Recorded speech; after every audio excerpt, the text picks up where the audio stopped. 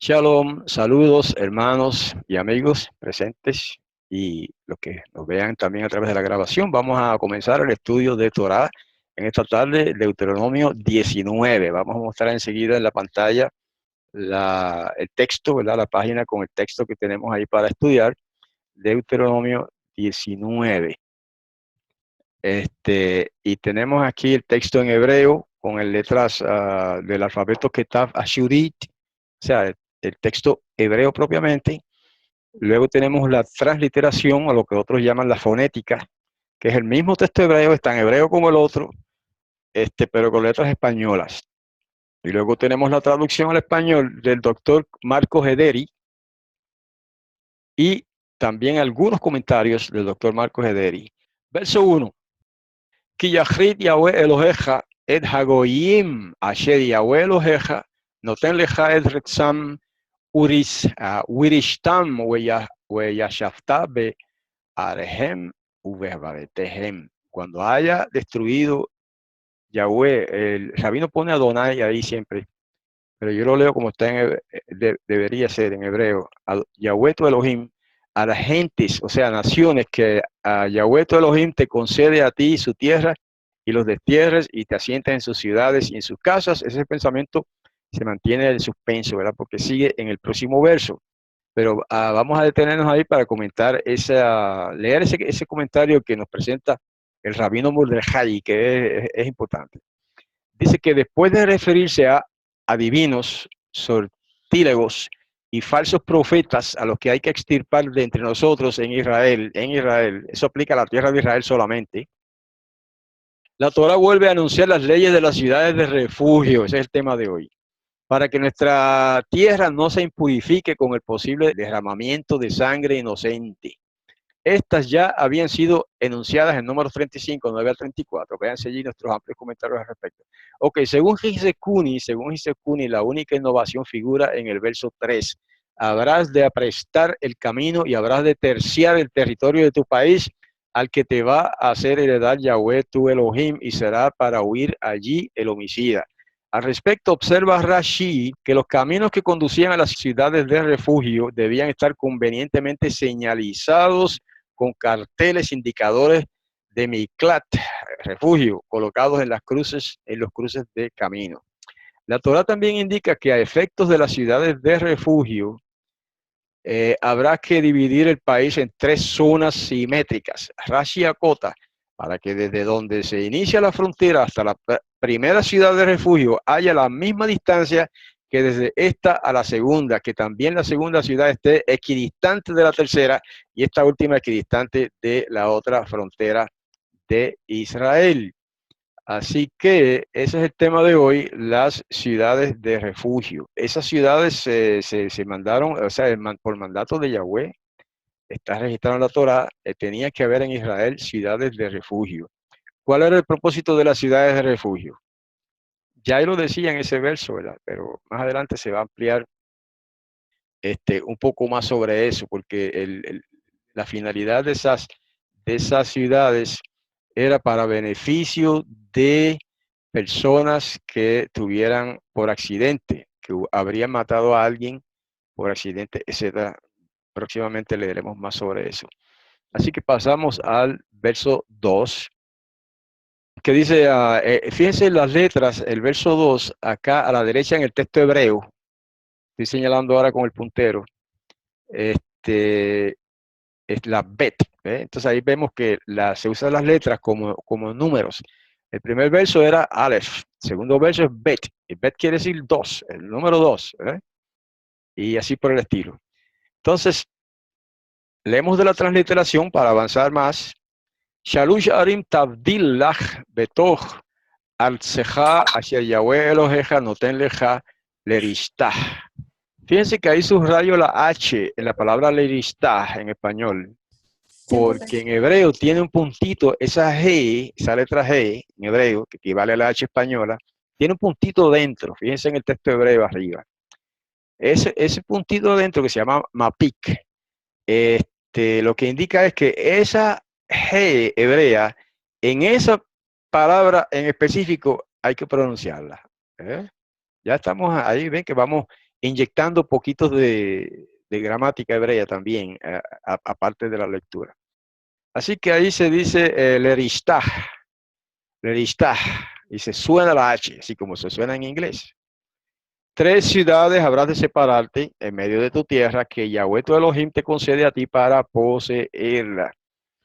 Después se añadieron 3 ciudades, pero eso es lo inicial. Primero se separaron 3 ciudades. Próximamente voy a estar explicando cuál es el sentido para nosotros de esas ciudades de refugio. ¿Okay? Pero un poco más adelante para no adelantarnos mucho. Verso 3, que en hebreo es Gimel, Aleph 1, Bet 2, Gimel 3, etc. Dice, Tajin leja haderech ושילחת את גבול ארצך אשר ינחילך יהוה אלוהיך, יהוה לנוס, שמה כל רוצח. Habrás de aprestar el camino y habrás de terciar el territorio de tu país, el que te va a hacer heredar Yahweh tu Elohim y será para huir allí todo homicida. Esa palabra terciar para mí suena extraña, ¿verdad? Entiendo que significa dividirlo en 3. Eso es lo que yo entiendo. Si no es así, pues alguien que me corrija. Terciar el territorio quiere decir dividir el territorio en 3. Hasta donde yo entiendo ahora. Nunca había visto esa palabra terciar en español. Ok, y será para huir allí todo homicida.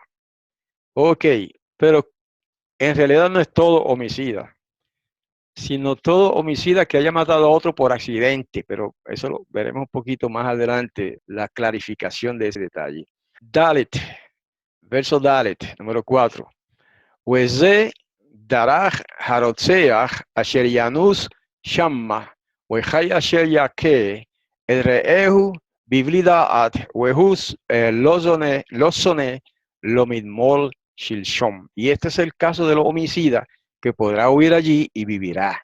El que matare a su prójimo sin premeditación, aquí está la palabra clave. Pero él no lo odiaba ni desde ayer ni desde anteayer. O sea que esta provisión de que un homicida, alguien que matara a otra persona, podía escapar a una de esas ciudades de refugio que se establecieron en la tierra de Israel, y pongo entre paréntesis que estas leyes no aplican fuera de la tierra de Israel, ¿ok?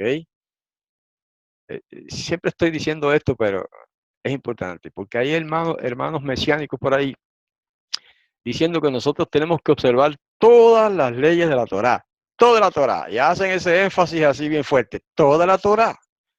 Falso, hermanos. Hay muchas partes de la Torá que no aplican a nosotros, que es imposible que las guardemos, ¿ok? Y esta es una de ellas, esta es una de ellas. Eso no aplica aquí en Puerto Rico, ni en Argentina, ni en Uruguay, ni en Venezuela, ni allá donde usted vive, en Estados Unidos, donde sea. Eso no aplica. Usted no puede ir allí y construir ciudades de refugio allí. ¿Para qué? Además, usted no es el gobierno. Estas son leyes para el gobierno de Israel. ¿Ok? Eso es lo que no han entendido algunos hermanos todavía. Entonces, esta ley es para el gobierno de Israel en la tierra de Israel. Allí es donde aplica esa ley, que tiene que ser 3 ciudades de refugio, después vienen 3 más, son 6, después vienen 3 más, son 9. Pero vamos por parte, ¿verdad? Hasta ahora son 3. Y dice que eso es para refugiarse el homicida que haya matado a otro sin premeditación. Por ejemplo, usted va manejando su vehículo en la carretera, alguien se tira hacia el frente a usted lo mató con su vehículo, pero usted no quería matarlo, fue un accidente. Incluso puede ser que haya sido culpa de la otra persona que se tiró frente a su carro. Entonces, ¿cómo lo van a matar a usted en un sistema donde existe la pena de muerte? El asesinato se paga con la vida, o sea, el asesino es ejecutado. Pero en casos como este, pues no tiene sentido, ¿verdad? Matar a una persona que mata a otro por accidente, porque no lo había premeditado, fue un accidente. Esa es la previsión de las ciudades de refugio. Y esto, hermanos, es un símbolo del Mesías. Si no lo había visto antes, lo puede ver ahora. Estas ciudades de refugio simbolizan de una manera espiritual, ¿verdad? Simbólica, profética, espiritual, el refugio que ofrece el Mesías al pecador. Claro, en este sentido espiritual es mucho más amplio todavía, porque en primer lugar, aunque el pecador tiene que estar arrepentido para refugiarse en el Mesías, ahí no se hacen distinciones, ¿verdad? Si está arrepentido, deja de pecar o se propone no volver a pecar, a cometer ese pecado que cometió, entonces se puede refugiar en el Mesías. Eso quiere decir que tiene perdón, hermanos. Por eso el Mesías nos dijo una vez, todo pecado le es perdonado a los hijos de los hombres, menos la blasfemia contra el Espíritu de Santidad. Ya ese es otro tema. No vamos a entrar ahora en qué cosa es la blasfemia contra el Espíritu de Santidad, ¿verdad? Eso es lo que necesitamos captar en este momento aquí. ¿Okay? Las ciudades de refugio son un símbolo del Mesías para nosotros, los creyentes del Mesías, y en aquellos tiempos antiguos, pues era algo real, literal, que era una provisión de refugio para las personas que mataran a otro sin intención, ¿verdad? ¿Ok? Verso 5, G, la letra G entonces es el número 5. Asher yabo el reehu vayar לכתוב עצים ונדחה ידו בגרזן לקרוד העץ ונשל הברזל מן העץ ומצא את רעהו ומת הוא ינוס אל אחד הערים האלה וחי. Porque se adentrare con su prójimo en el bosque a cortar leña, y este es un ejemplo, ¿verdad?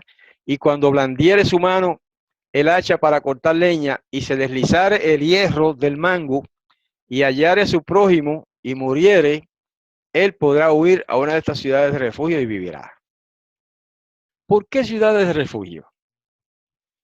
Porque el vengador de la sangre, o sea, el pariente de la persona que uno mata por accidente, o que no sea por accidente, ¿verdad? La persona que uno mata, el pariente de esa persona tiene derecho a matar al asesino, o sea, al homicida. Porque la palabra asesino se usa cuando, cuando el homicidio es con premeditación y alevosía. Si no es con premeditación, como es un accidente, entonces no se llama asesino, se llama homicida. Es decir, que mató a un hombre, pero no es asesinato. ¿Ok? Entonces aquí pone el ejemplo de alguien una gente está en el bosque cortando leña, alguien que va a cortar una leña, un pedazo de leña, se le zafa el hierro del mango, le da a otra persona y lo mata. Esa persona no merece un juicio de muerte, el homicida.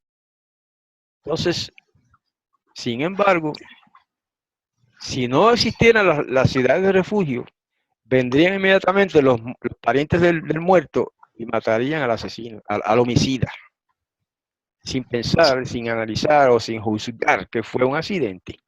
¿Eh? En ese caso, es una provisión bien, bien misericordiosa esto de las ciudades de refugio. ¿Ok? Pero la característica principal de la situación es que sea el homicidio no premeditado, involuntario o sin darse cuenta o simplemente por accidente. Son las únicas situaciones en que el homicida podía huir a la ciudad de refugio. Recuerdo yo una vez que estábamos en Santo Domingo, mi esposa y yo, con una de las hijas, vivimos en la República Dominicana por creo que 2 años, algo así. Y un amigo que hicimos allá, muy bueno, buen muchacho, era fiscal en el tribunal de Moca. Y conversando así entre una cosa y otra, me dijo, mira, si tú estás manejando un carro aquí y cometes ¿sabes? Que por accidente, mejor dicho, atropellas a una persona en la carretera y la matas, no te detengas, porque no te detengas, corre inmediatamente al cuartel de la policía, a la comandancia de la policía más cercana y te entregas. Porque si tú te paras a manejar el asunto, ¿verdad?, del muerto, y viene un pariente de ese muerto, te va a matar. Eso es casi seguro que te va a matar. Así que ten en cuenta ese asunto. Si en caso de un accidente, ¿verdad? Yo pienso que si es una cosa leve que uno puede agarrar a la persona y llevársela al hospital, es lo que se debe hacer.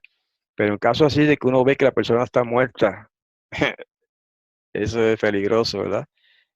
ponerse a ayudarle porque pueden matar a uno. Entonces, esa es la situación que se contempla aquí en esta ley de la Torá. ¿Ok? Que no pase eso de que venga alguien a matar a uno cuando uno mató al otro por accidente. Dice ahí la nota del rabino de Rashi, dice, algunos maestros del Talmud entienden que se habría deslizado el hierro del hacha de su mango, causándole la muerte. Otros opinan que el hacha habría hecho caer un pedazo del árbol que estaba siendo talado y este al golpearle le habría causado la muerte. O sea, es un comentario que amplifica o amplía el contexto del asunto, ¿verdad? O sea, que no solamente de que se le zafe el hacha y mate al otro, sino que quizá el hacha parte una rama grande de un árbol o corta un árbol y este árbol cae y mata al otro, es también un accidente. Y no fue premeditado. Y es lo mismo, aplica igual el asunto de la ley, ¿verdad? De la que estamos estudiando. Verso 6. ¿Cuál es la letra que representa el verso 6? O sea, el número 6 en general. En hebreo, la Waw o Vav, como se dice en hebreo moderno, Vav, como se decía en hebreo antiguo y todavía en el hebreo yemenita, Waw. Entonces tenemos el texto en hebreo transliterado para facilidad de todos. Pen yirdov goel hadam achare harotzeach ki yeham levavu wehizigo ki yirbe haderech wehikanu nafesh welo en mishpat mawet ki lo sonehu. Fíjese, quiero recalcar aquí la palabra Goel. Déjame ver si puedo subrayarlo, por lo menos señalarla con el puntero acá. Goel, ¿eh? Esta palabra Goel, que en hebreo está acá, la estoy señalando ahora en el texto hebreo. Goel, Gimel, Aleph, Lamed, es lo que se traduce acá en español, redentor de la sangre. Fíjense, cuatro palabras para traducir una palabra hebrea. Goel, una palabra. Y significa redentor de la sangre. ¿Qué quiere decir? También se puede traducir vengador de la sangre. Era el vengador de la sangre. O sea, el pariente más cercano de esa persona que murió tenía derecho a ajusticiar o matar al que lo mató, ¿verdad? Eso es lo que se llama el Goel, el vengador de la sangre, o también, como se traduce aquí, el redentor de la sangre. Y cuando la palabra Goel no tiene relación así con muerte, significa simplemente el redentor, el que compra algo que se ha perdido. Pero ya eso es un estudio un poquito más profundo en sí mismo, ¿verdad? Verso 6 dice, no sea que parta en persecución el redentor de la sangre en pos del homicida, porque se enaldeciere su corazón y lo alcanzare porque fuere mucho el camino y lo hiriere de muerte, pero él no tiene condena de muerte, ya que no lo odiaba, ni de ayer ni de anteayer. ¿Eh? Eso, hermanos, eso es tan justo que hasta los tribunales de justicia de los gentiles, de todas estas naciones donde estamos viviendo, tienen esa misma ley, que si usted mata a otro por accidente, probablemente no vaya a la cárcel. Casi nunca sucede que va a la cárcel alguien que mató a otro por accidente. Tendría que haber unos agravantes ahí, ¿verdad? Pero no, se le puede dar algún castigo, no sé, alguna multa o algo, pero jamás condena de muerte. Porque en los sistemas judiciales modernos incluso se hace esa diferencia que ya la Torá había hecho hace miles de años entre asesinato y homicidio, que asesinato es matar a uno con premeditación y alevosía, planificándolo, mientras que homicidio es simplemente matar a otro que puede ser por accidente o puede ser sin uno darse cuenta. Eso se llama inadvertidamente. Es lo mismo. En ese caso, pues se hace una provisión muy, muy interesante en la Torá. Y dice más abajo, en el verso 7, fíjense que el número 7 en hebreo es la letra Zayin, ¿verdad? Tenemos acá, estoy señalando ahora con el puntero, la letra Zayin, es el número 7, y dice el verso, Al ken anoji metzauja lemor shalosh arim tabdillah. Ya que este es un verso corto, vamos a ir señalándolo en hebreo. Mire, en hebreo este es al ken, aquí, estoy señalándolo con el puntero, anoji, es esta palabra. Metzauja es esta palabra. ¿Ok? Lemor es esta palabra. Se lee de derecha a izquierda, así. Lemor, shalosh. ¿Ok? Y esta es arim. Arim, esa rayita que usted ve aquí debajo de la resh, es un acento. La vocal es el puntito que está arriba. Y luego dice tivdil, tivdil, y luego dice laj. ¿Ve? Me interesa que ustedes capten el texto hebreo y también vean cómo se pronuncia acá en la transliteración. Por ello yo te ordeno, dice en español, diciendo, 3 ciudades habrás de separarte. Verso 8 es la jet. Fíjense que la jet acá es el número 8. ¿Okay? Entonces, vamos a leer quiero leer de la transliteración para que ustedes me sigan la lectura. Y voy a leer un poquito más lento. We'im yarchiv Yahweh Elohecha et gebulcha ka'asher nishba la aboteja Wenatan leja et kol haares asher diver la tet la aboteja. Entonces en español, y cuando ensanchare Yahweh tu Elohim tu territorio como ha prometido a tus patriarcas y te concediere a ti toda la tierra que ha hablado para dar a tus patriarcas, el pensamiento continúa, ¿verdad? En el próximo verso. Kitishmoret kol hamitzvah hazot la azotah asher anochi metzaucha hayom la ahava el Yahweh Elohecha lechet bidrachau kol hayamim uyasafta leja ot shalosh arim al hashalosh haele. Cuando cuidares toda la ordenanza esta para cumplirla, lo que yo te ordeno hoy para amar a Yahweh tu Elohim y para encaminarte en sus sendas, todos los días habrás de agregar 3 ciudades más a estas 3. Ahí está lo que le decía. ¿Ves? El paso inicial fue nombrar 3 ciudades de refugio en la tierra de Israel. Pero ahí está diciendo que, claro, cuando ya creciera más y se organizara mejor el pueblo, pues habría que añadir 3 ciudades más a esas 3 iniciales. Hay una nota ahí del Rabino Mordejai sobre esa frase. Habrás de agregar 3 ciudades más. En palabras de Maimónides, dice, en los días del Mashiach se agregarán 3 ciudades a las 6 ya designadas. Ok. 3 en Transjordania y 3 en Cisjordania. Estas se encontrarán en el territorio de los pueblos Keni, Kenizí, Canmoní, ya que en la alianza que Elohim concertó con Abraham, estos 3 pueblos aparecen como posesión para su descendencia, pero todavía no han sido conquistados. A ellos se refiere la ampliación de los límites de la tierra de Israel mencionada en el verso 8. Es una cita de Mishneh Torah, Hilchot Rotzeach, capítulo 8, halajá 4. Un punto interesante ahí que quiero recalcar, y es que dice que en los días del Mashiach se añadirían 3 ciudades a esas 6 que ya establece la Torah. Eso no lo dice la Torah claramente, ¿verdad? No sé de dónde sacan la interpretación los rabinos, a menos que lo digan en otro pasaje que yo no recuerdo. Pero serían, según ellos, 9 ciudades de refugio en los días del Mashiach. O sea que para ellos no han llegado los días del Mashiach. Bueno, para nosotros tampoco, si hablamos del reino, ¿verdad? Para nosotros llegaron los días del Mashiach primero, en su primera venida, eso sí. Pero ya a esa ley no aplica tampoco a nosotros porque no vivimos en la tierra de Israel. Aplicaría si viviéramos en la tierra de Israel. Y si el gobierno de Israel tiene preparadas esas ciudades de refugio. Hoy día yo no sé si eso es así. En Israel me parece que no. Me parece que no, porque Israel no está administrado por una teocracia en estos tiempos modernos. Ustedes saben, lo hemos dicho muchas veces. Israel es hoy día una democracia, igual que las demás naciones.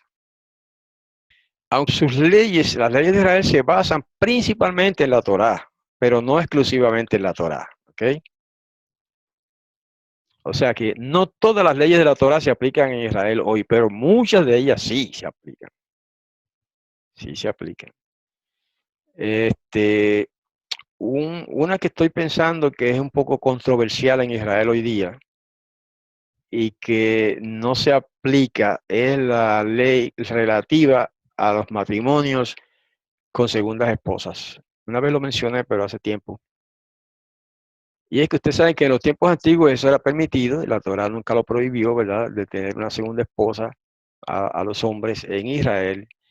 Pero ya con el tiempo eso se prohibió en Israel. De hecho, en el año 1000, después del Mesías, lo prohibió el rabino Gershom de Francia.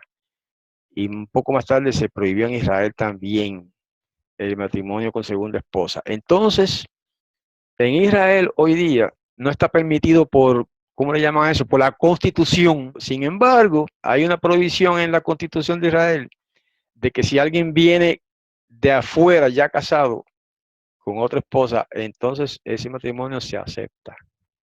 ¿Ve? Por ejemplo, los árabes tienen la costumbre, ¿verdad?, de casarse con dos o tres o hasta cuatro esposas.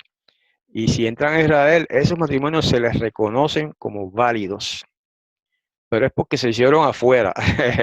Dentro de la tierra de Israel no se hace, no se aprueba, no se hacen matrimonios, no se realizan matrimonios así múltiples, ¿verdad?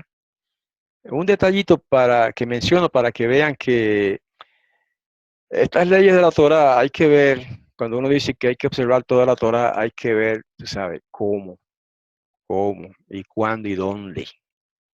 Porque hoy día, si en Israel mismo está prohibido eso que les acabo de decir, ¿qué no será en Venezuela, Cuba, en Santo Domingo, en Puerto Rico, en Estados Unidos, en Colombia, Uruguay y todos los países de Latinoamérica? Con más razón todavía, ¿verdad? Está prohibido eso. Pues entonces usted no puede casarse con más que con una esposa. Eso es para poner un ejemplo, porque eh, a veces hasta me molesta un poquito que hay hermanos que enfatizan tanto eso de que todos los mandamientos de la Torah hay que observarlos. Eso no es verdad. Cuídense de esa idea, hermanos. Verso 10. ¿Cuál es la letra del alefbet que representa el número 10? Mírala aquí. Es la Yod, ¿verdad? Wedo yishfech dam naki bekerev artseja asher Yahweh Eloheja noten leja najalá uhaya aleja damim. ¿Ok? Y no se habrá de derramar sangre inocente en medio de tu tierra, que Yahweh tu Elohim te da por heredad, y hubiere en ti causa de sangre. Esos versículos casi siempre continúan en el próximo verso, ¿verdad? El pensamiento. Fíjense la palabra para sangre, como es en hebreo, ¿verdad? Dam. Mírala aquí. Este, acá en el texto hebreo es esta. Dam. ¿eh? Dalet mem. Dam. Y en la transliteración la tenemos acá.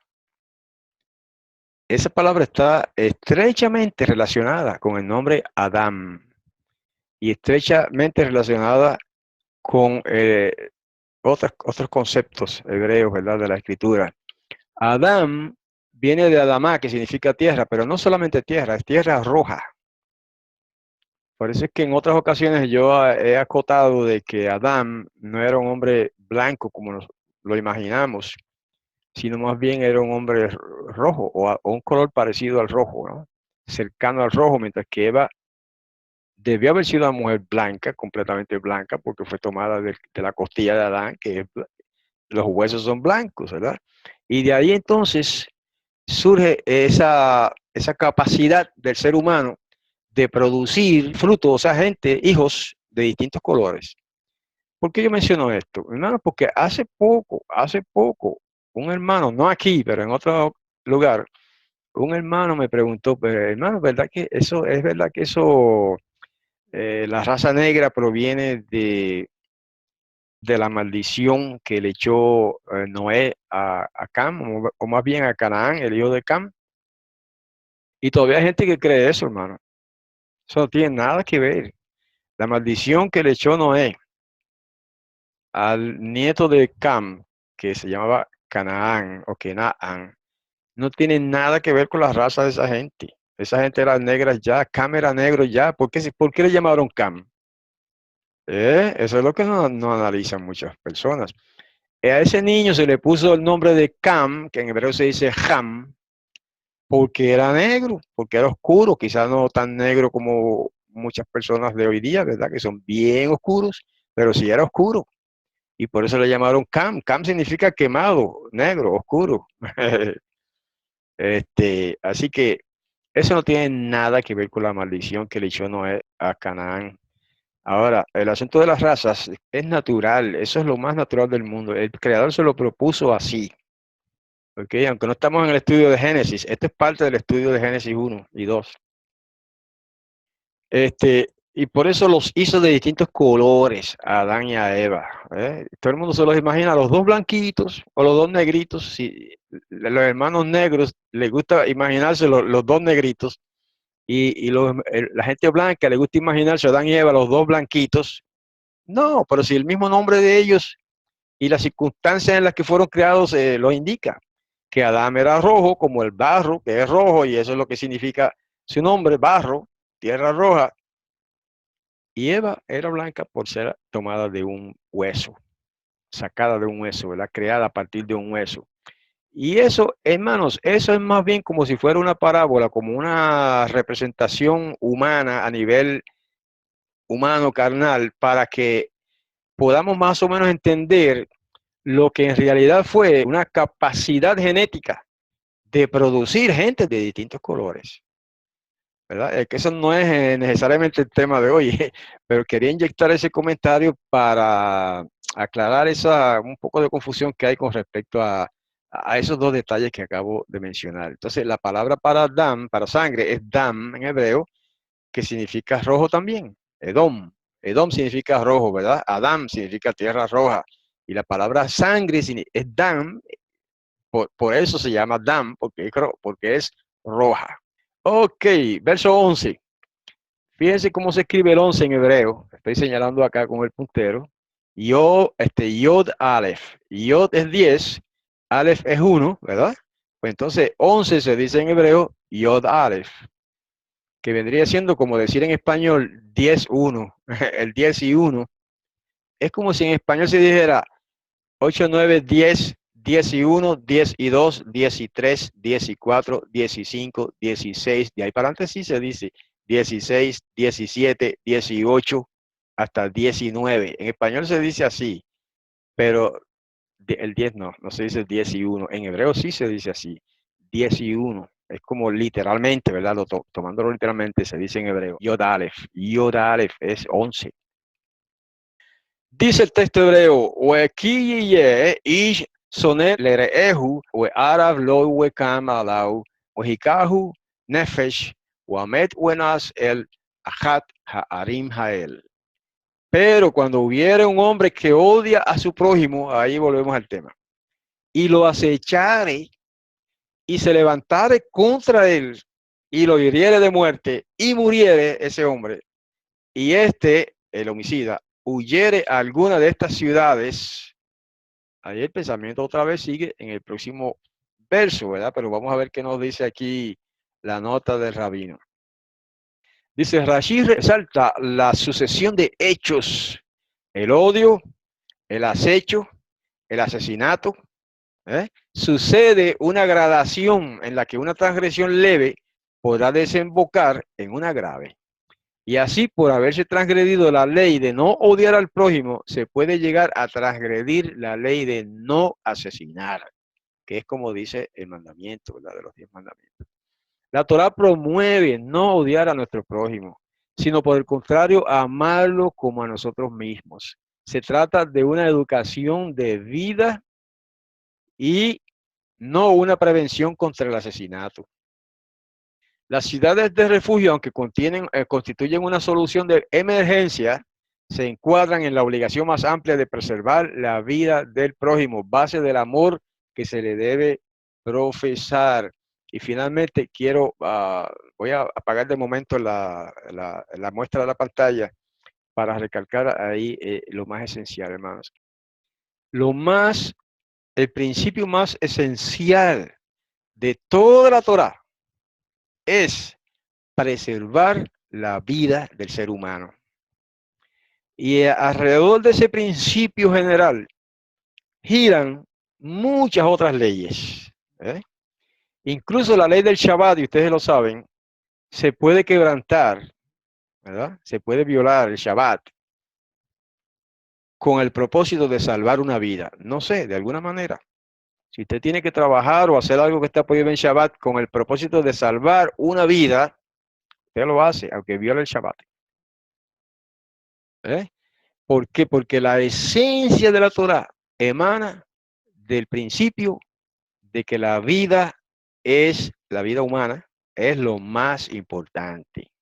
Dije humana porque eso no aplica a los animales. ¿Ok? La ley que aplica a los animales es la misericordia, la compasión, la tener piedad de ellos, no hacerlos sufrir. Pero no hay prohibición contra matar un animal para comérselo.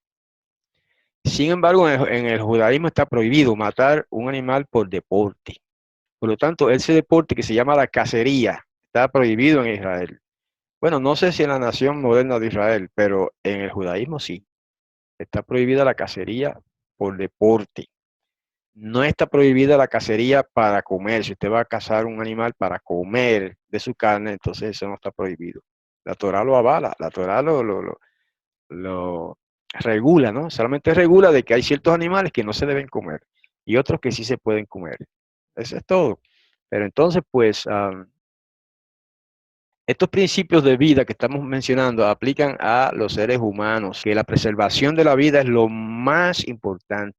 Es la vida de uno y segundo, la vida del otro. ¿Cómo se aplica esto? ¿Cómo se explicita este principio? Bueno, que para mí es importante preservar la vida de incluso de un asesino, ¿verdad? Vamos a suponer que yo sé que esa persona es un asesino, ¿ok? Pero yo no voy a ir a matarlo porque me dijeron que es un asesino. No, yo tengo el deber de preservar su vida también. Pero si ese asesino quiere asesinarme a mí, entonces yo tengo el derecho principal de preservar mi vida primero. Eso es importante, hermanos. ¿Qué quiere decir esto? Que matar en defensa propia es legal, no está contra la Torá, no es pecado, no es condenable con pena de muerte, incluso en la Torá, incluso cuando Israel era una teocracia, ¿verdad? Y ahora que es una democracia también, y en las naciones modernas también ese principio se aplica igual. Si él me va a matar y yo tengo derecho de defenderme y si en el proceso de defenderme sucede que lo mato, entonces mi vida es primero. ¿Ok? Eso es importante saberlo, porque oírlo y decirlo, porque me han preguntado eso, hermanos que tienen una conciencia muy fina, muy delicada, y que dirían, yo jamás me atrevería a matar a un hombre, aunque él me vaya a matar a mí. No, usted tiene el deber y el derecho de preservar su vida propia primero. Las ciudades de refugio, aunque constituyen una solución de emergencia, se encuadran en la obligación más amplia de preservar la vida del prójimo. Ahí está. Base del amor que se le debe profesar. No solamente la vida propia, sino también la vida del prójimo. Ok, vamos al verso 12, que en hebreo se dice Yod Bet, ¿verdad? Yod es 10 y Bet es 2, pues entonces en hebreo se dice 10-2, pero no, en realidad no se dice así, se dice Yod Bet. Y entonces al traducirlo, pues se dice 12. Dice el verso, Weshalhu zimne iro welakehu oto misham wenatenu oto beyad goel hadam wamet o vamet. Le advierto a los hermanos que si cuando está, yo uso la W en las transliteraciones, usted puede usar la V o la V si quiere, ¿verdad? No hay problema. En vez de decir la primera palabra Weshalhu, usted puede decir Veshalhu si quiere, pero yo prefiero la W. Ahí está. Mandarán los ancianos de su ciudad. Signé Iro es la frase que se traduce los ancianos de su ciudad, ¿verdad? Mira la palabra aquí. Viene de Zakin, pero Signé quiere decir ancianos de. Iro, su ciudad. Ir es ciudad, Iro es su ciudad. Mandarán los ancianos de su ciudad y lo prenderán a él desde allí y le entregarán en manos del Redentor de la sangre y habrá de ser muerto. Fíjense cómo eran los tiempos antiguos. ¿Ok? Los parientes de la persona muerta Cuando se sabe que era un asesinato, ¿verdad? Que estaba premeditado, que el hombre lo estaba velando al otro para matarlo y lo mató. Entonces, los ancianos de la ciudad debían coger, agarrar a ese asesino y entregárselo a manos del Redentor de la Sangre o del Vengador de la Sangre, que es una traducción un poquito más correcta. El Redentor de la Sangre se dice en hebreo Goel Hadam. Goel Hadam, el Redentor de la Sangre. Me parece que habíamos explicado eso antes ya. Verso 13. El 13 es Yod Gimel, ¿verdad? Estoy señalando acá en el texto hebreo Yod Gimel. Vamos a seguir la transliteración para beneficio de todos. Lo tajos en ja, alau, ubiarta, dam hanaki, mi Israel, uetov lach. Y que no se apiade tu ojo sobre él, y extirparás al que derrame la sangre inocente de Israel, y será el bien para ti. Hoy día es un issue, como dicen en inglés, un punto de discusión, la pena de muerte.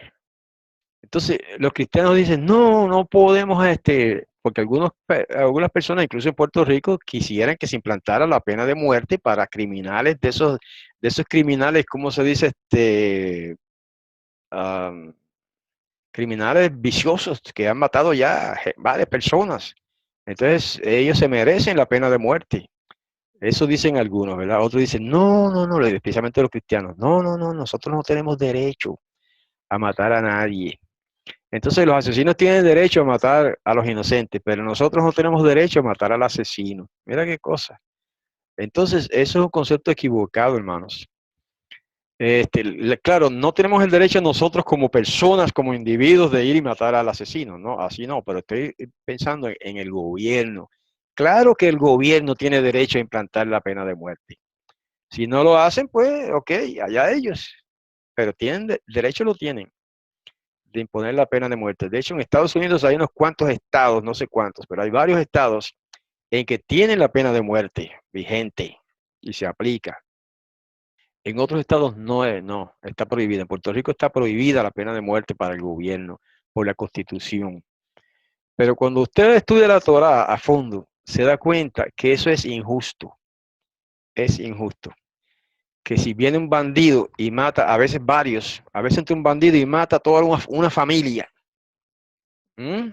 Como ha pasado, entonces viene, lo agarran, lo llevan preso por no sé cuántos años, muchas veces hasta le rebajan los años después de un tiempo y sale libre a la comunidad, ¿ah? Y se quedan los muertos ahí muertos y la familia sufriendo por los muertos. Eso no es justicia, es mi opinión, ¿verdad? Y a la luz de la Torah tampoco es justicia eso. A la luz de la Torah, un asesino, un hombre que venga y así asesine vilmente a una familia o a un grupo, a dos personas o a una persona que sea, merece la pena de muerte. Y en aquellos tiempos antiguos, en la teocracia, se aplicaba.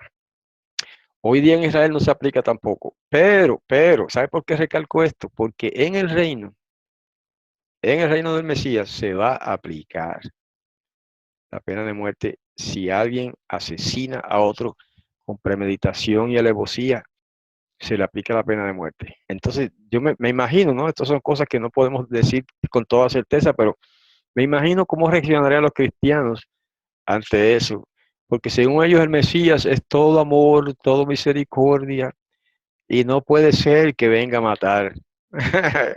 Sin embargo, la escritura está llena de pasajes donde nos habla de la matanza que va a hacer el Mesías cuando venga por segunda vez, de los impíos, ¿verdad? No es así a lo loco, sino de los impíos que merecen la muerte por su maldad, su impiedad, su corrupción total. Esos serán destruidos, ¿ok? Así que ya leímos el verso 13. Vamos al verso 14, que son bastantes. El verso 14, el número es, acá lo estoy señalando, Yod Dalet, Yod Dalet. Dice, Lotisig Gevul de Aja Asher Gabelu, Rishonim, Benajalteja, Asher Tinjal Baares, Asher Yahweh Eloheja, Noten Lach, Leristah.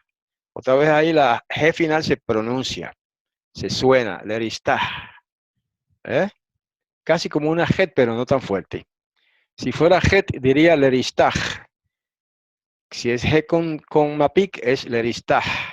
Más suavecita que la jet.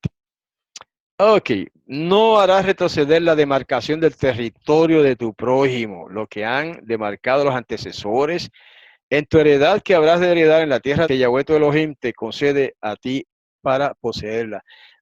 Es una ley que aplica a la tierra de Israel, pero claro, en todos los gobiernos del mundo aplican esa ley igual. Tú no tienes derecho a correr las colindancias de tu territorio, de tu terreno, de tu solar, correrlas hacia allá para robarle tierra al vecino. Eso es una violación de ley en cualquier país del mundo. ¿Eh?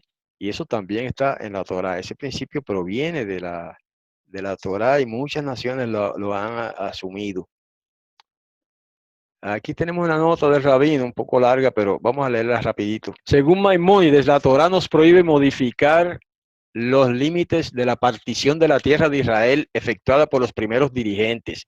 Elazar Jacohen y Yehoshua bin Nun, ese Josué, y los jefes de tribus en su heredad que habrás de heredar en la tierra que Yahweh tu Elohim te concede a ti para poseerla. La Torah nos advierte que las tierras adjudicadas a las tribus como territorio propio, luego subdivididas y asignadas a individuos, mantienen inalterables sus límites y fronteras. Modificarlos abierta o encubiertamente constituye un delito. Confrontar con números 26, etc. Sigue diciendo, Rashi entiende que el alcance de este verso es más general, abarcando cualquier intento de adjudicarse terrenos del prójimo, haciendo retroceder la demarcación en su detrimento.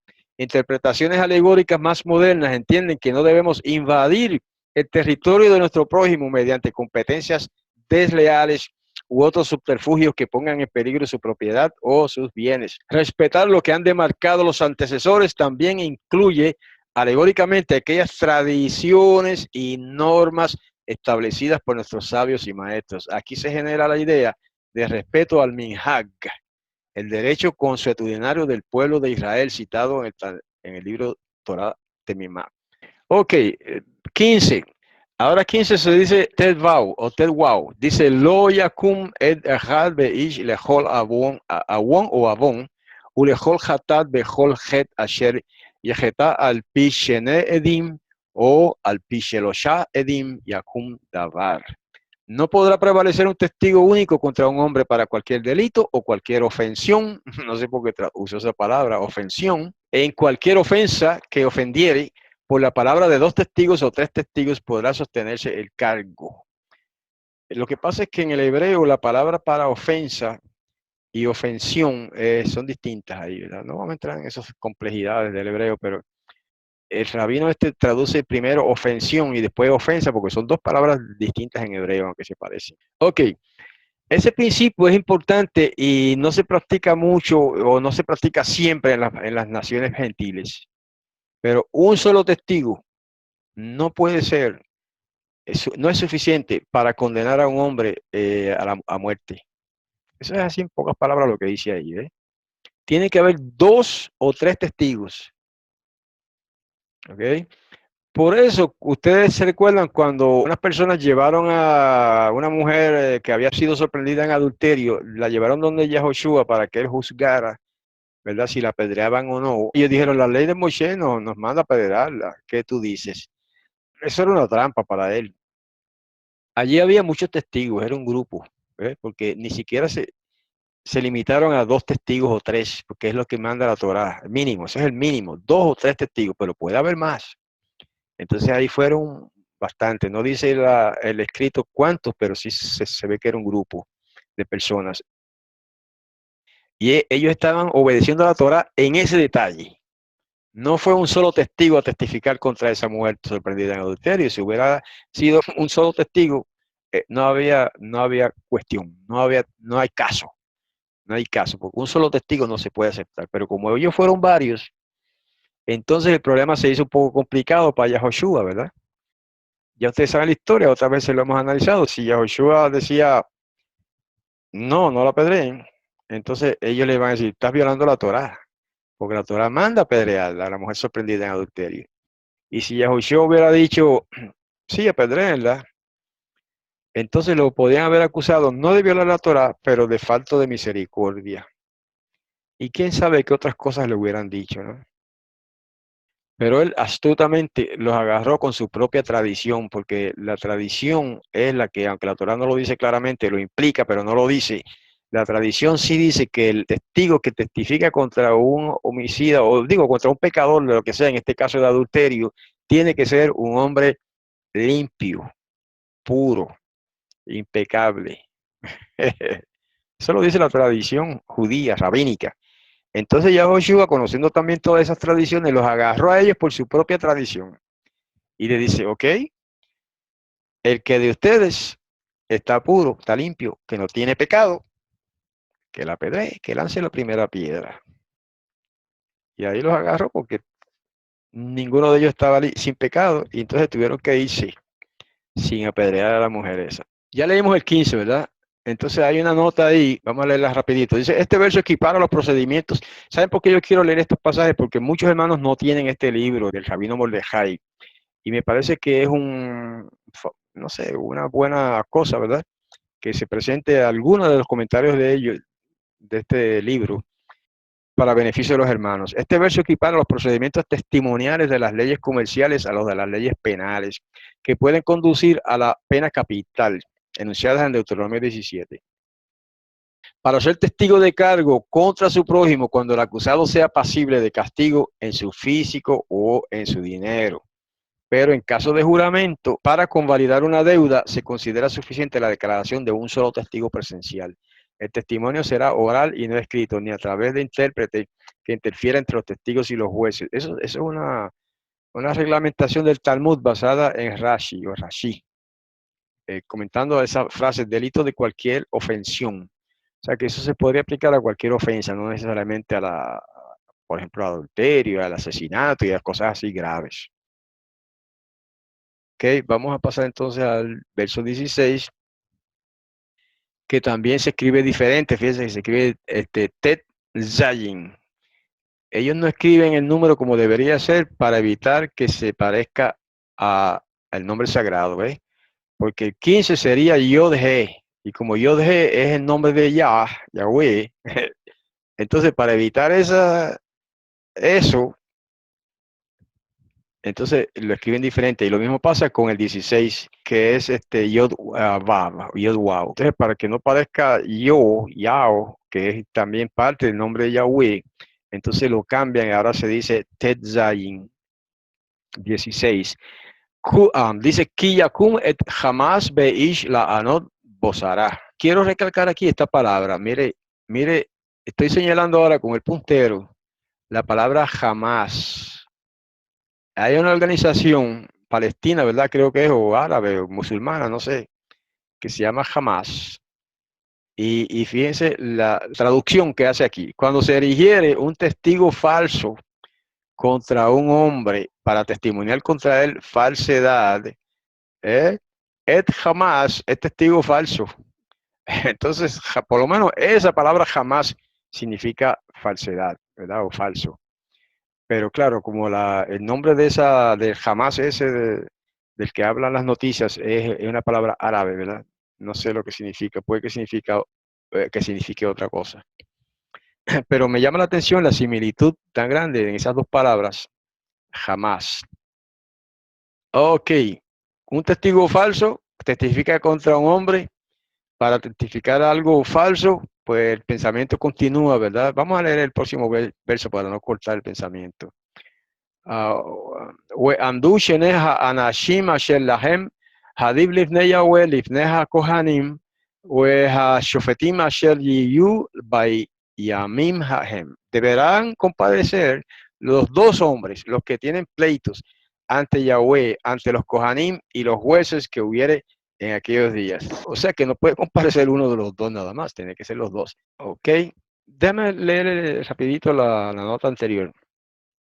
Según la interpretación talmúdica, referencia al caso Hedim Zomemim, testigos conspiradores, se refiere al caso hipotético de dos o más testigos que prestaron testimonio contra un individuo acusándolo de un delito pasible de pena de muerte, o sea que no es por cualquier cosa, frente a los cuales surge otro grupo de dos o más testigos que sin invalidar la veracidad del hecho testimoniado, increpan a los primeros testigos diciéndoles, si habéis estado con nosotros en el mismo día, en otro lugar, y por lo tanto, ¿cómo habéis podido ver un hecho que transcurrió en otro lugar del mismo día y a la misma hora? En otras palabras, se puede levantar dos testigos que testifican en contra de una persona y se levantan después otros dos testigos que testifican en contra de los testigos. Eso es válido también. Y si surge eso así, entonces el testimonio, y si se ve la coherencia del segundo testimonio, entonces el primer testimonio se anula, no, no se acepta, mejor dicho. ¿Ok? Vamos al verso 18. Este sí, Yod Het. Fíjense otra vez, volvemos a Yod, Het, 10 y 8. Y en español se dice igual, 10 y 8. Dice, Wedarshuha Shofetim Hetev Ehine, et Sheker Haed, Sheker Ana Beakiv. Habrán de inquirir los jueces diligentemente. Y aquí que fue de testigo falso el testigo, mentira testimonió contra su hermano. Y también continúa el pensamiento. Dice, le habréis de hacer a él lo que él había pensado hacer, lo que había pensado hacer él a su hermano, y extirparás al malo de medio de ti.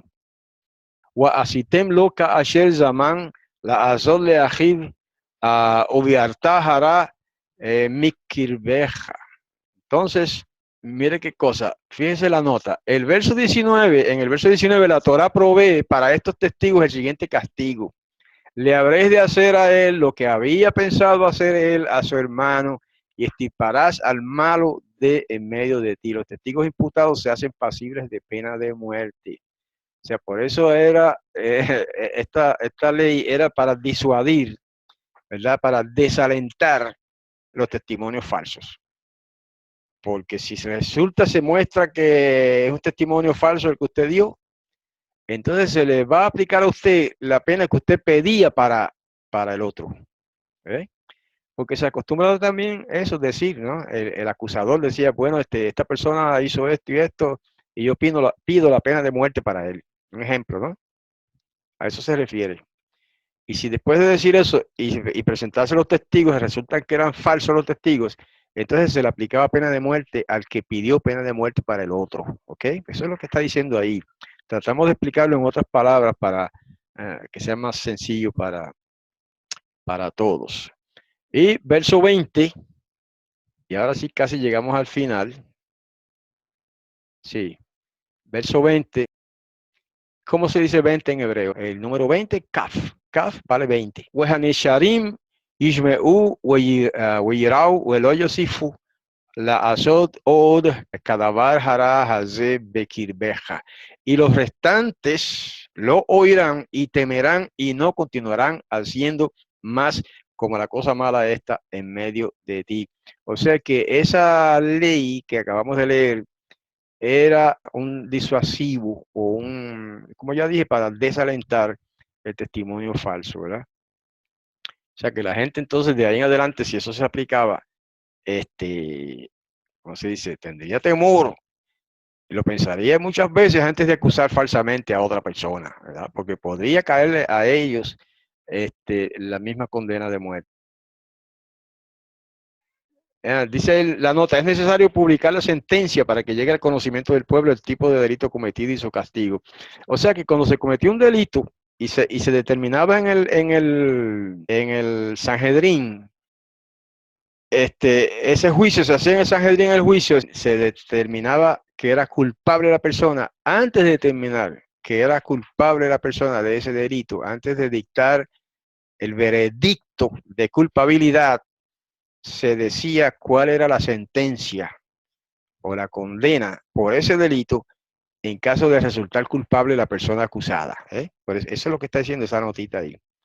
Se anunciaba primero la sentencia y después, si resultaba culpable, pues se aplicaba la sentencia. ¿Ok? Y verso 21, creo que es el último, sí, verso 21. Otra vez, el número acá, fíjense, Kaf Aleph, quiere decir 21, exactamente como en español, 21. Dice, Huelota Jos Eneja Nefesh Benefesh Ayin Beayin Shen Beshen Yad Beyad Regel Beragel. Y que no se apiade de tu ojo, vida por vida, ojo por ojo, diente por diente, mano por mano, pie por pie.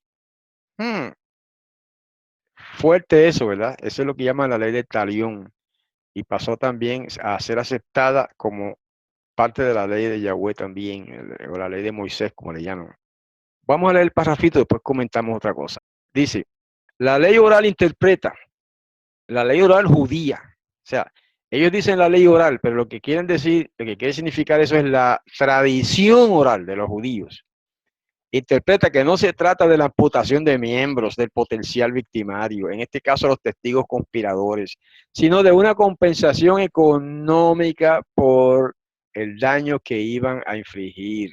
El tema del ojo por ojo ha sido ampliamente tratado en Éxodo 21-24. Véanse nuestros comentarios y todas las fuentes talmúdicas y halágicas al respecto. En otras palabras, los rabinos interpretan que esa ley, aunque sí manda eso que dice ahí, vida por vida, ojo por ojo, diente por diente, mano por mano, pie por pie. Eso nunca se aplicó en Israel de esa manera literal, de que si un hombre golpeaba al otro y le sacaba un ojo, había que sacarle el ojo a ese hombre que golpeó al otro. Eso nunca se aplicó así, según la historia de Israel y según los rabinos en general. Dicen que eso se entendió como que había que pagarle una compensación equivalente al valor del ojo, si fuera un ojo, ¿verdad? Si un hombre le dañó la mano a otra, había que determinar cuánto vale la mano de ese hombre. Y entonces ese era el castigo que le iba que el Sanedrín a imponer al culpable. Mano por mano quiere decir que hay que pagarle el valor de esa mano. Si es un ojo que le dañó, hay que pagarle el valor de un ojo. Si es un pie, el valor de un pie, etcétera. Hay otra manera de ver eso. Bueno, ya podemos quitar el texto. Ese principio que parece cruel, en realidad era una manera de evitar los excesos de castigos o los castigos excesivos. ¿Eh? Por ejemplo, si alguien venía y le dañaba un ojo a una persona de un golpe, por ejemplo, esta persona o quizá un pariente de esta persona o la misma persona, usualmente sucedía que mataba a ese que le dañó el ojo. Entonces eso es un castigo excesivo. Pero lo que está diciendo la Torah es esto: el castigo no puede ser excesivo, el castigo no puede ser mucho mayor que el valor del órgano dañado. ¿Eh? O sea que tú no, si una persona viene y te daña un ojo, tú no puedes matarlo por eso. Eso es lo que interpretan algunos, ¿verdad? Que quiere decir ese mandamiento. Que lo único que tú puedes hacer es dañarle el ojo al otro, pero no puedes matarlo ni dañarle los dos ojos, ni cortarle una mano porque él te dañó un ojo. No. Eso es el espíritu de la Torah según la interpretación de algunos. No estoy diciendo que eso es así. Yo no soy legislador. Yo simplemente pues, comento la Torah, generalmente basado en lo que otros enseñan, ¿verdad? De los expertos en la Torah. También se aplica de esta manera. Si viene una persona y me mata un hijo mío, mi derecho se limita, según ese mandato, a matarle un hijo a él. No puedo matar toda la familia. Yo voy a explicarlo así a alguien. O sea que usualmente el padre perjudicado porque viene este hombre y le mató a un hijo, se enfurecía tanto que iba y mataba a toda la familia de ese hombre. ¿Ve? Y eso es lo que prohíbe ese mandamiento. Según esa interpretación, usted no puede hacer eso. Solamente tendría derecho a matar a uno, que es el agresor que mató a su hijo, pero no a toda la familia. Más o menos, ya ustedes ven entonces que la Torah se presta en algunos casos a varias interpretaciones distintas.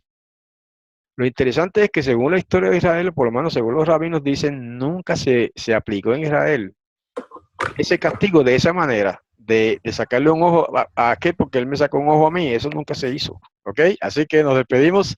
Shalom, hermanos.